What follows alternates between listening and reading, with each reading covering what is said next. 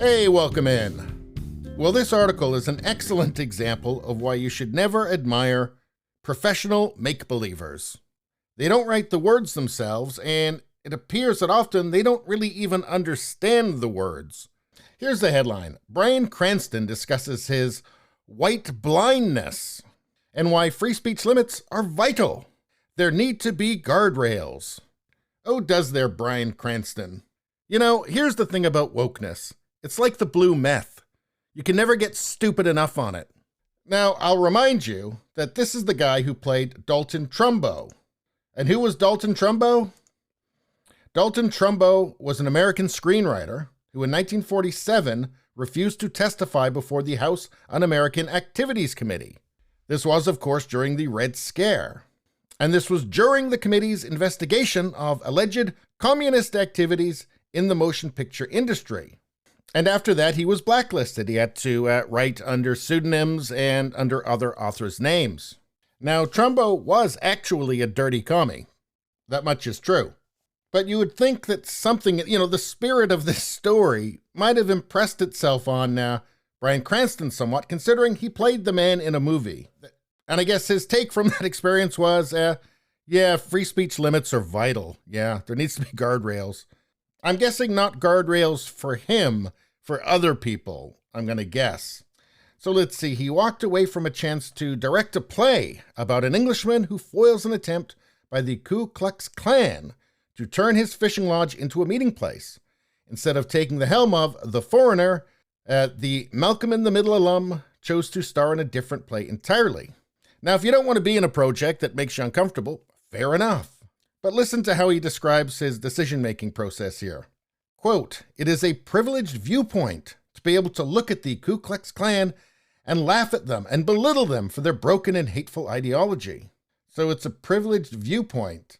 But anyway, but the KKK and Charlottesville and white supremacists, that's still happening and it's not funny.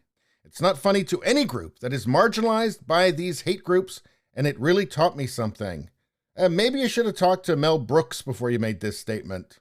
But what we see here is this modern leftist catastrophizing, the KKK, Charlottesville, white supremacists. Charlottesville, it was like, 100 people or so that from across the entire country. The thing was organized for like 4 months beforehand. That's the best they could do. And what's happened to those people? Has anybody seen any of them? What about, when's the last Klan rally anybody's seen? I mean, the white supremacists. I'm sure to him, that's just any conservative. Probably not just conservatives, classical liberals.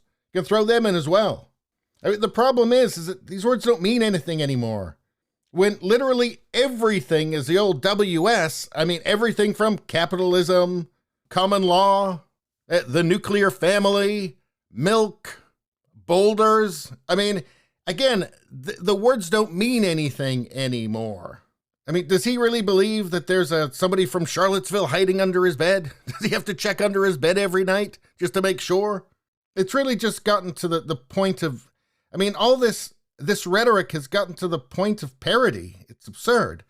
Let's see. The actor recalled laughing at the story, and according to The Times, this helped him realize his white privilege. It should have made him realize his mental illness. I mean, how deranged is this? It's a privileged viewpoint to be able to look at the Klan and laugh at them and belittle them. What? Why? People have been employing dark humor, gallows humor. They've been mocking tyrants. They've been mocking monsters forever. Because it's cathartic. Because it helps you deal with it. It helps you deal with very dark topics. Humans need that. It helps relieve the pressure, the mental pressure of dealing with very dark topics. Normal people understand this. Anyway, he goes on, I realized, oh my God, if there's one, there's two. And if there's two, there are 20 blind spots that I have. What else am I blind to? Well, I would say reality. But let's continue. If we're taking up space with a very palatable play from the 80s, where rich old white people can laugh at white supremacists and say, shame on you, and have a good night in the theater, things need to change. I need to change. What? Why? This ideology, literally anti-human. You can't even just be a normal human being. Everything has to be seen through this lens of race and group identity. This ideology is dementing. So let's see, talking about free speech, he says, there needs to be barriers. There need to be guardrails. If someone wants to say the Holocaust was a hoax, which is against history, to give that person a space to amplify that speech is not tolerance, it's abusive. Well, democracy is messy. And if your neighbor doesn't have the right to say something that's just flat out wrong, you don't have the right to say something that's flat out right. Not if the censors disagree with you. Not if the fact checkers disagree with you. And we all know about the fact checkers, right? We know how reliable they are these days. Remember how the lab leak theory used to be, something out of a comic book. Yeah, thanks, fact checkers. And get this, a good play may not change your life, but it could change your day. To go deeper, a play can also stimulate the mind. It can make you question your own thought process, your dogma. Question your dogma. It could challenge you. So it could challenge you and make you question your dogma. Well, isn't that interesting? I don't think Bryan Cranston has thought this through very well.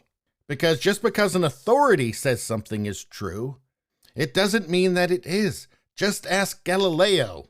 But here's the thing, this woke mind virus that these people suffer from, it prevents them from ever considering they might be wrong. So when he talks about your dogma, he's talking about your dogma, not his. That can't be questioned. No, because he's a celebrity. He's a guy who's really good at play acting. And who are you? You're just a regular person. You're just a commoner. You're just a person who thinks that the whole point of free speech is that maybe better arguments might come along and destroy accepted theories, because sometimes accepted theories are wrong. So I'm really not interested in hearing any more celebrities talk about their white blindness or their privilege. His privilege is that none of this woke garbage he's pushing will affect him, or at least he doesn't believe it will.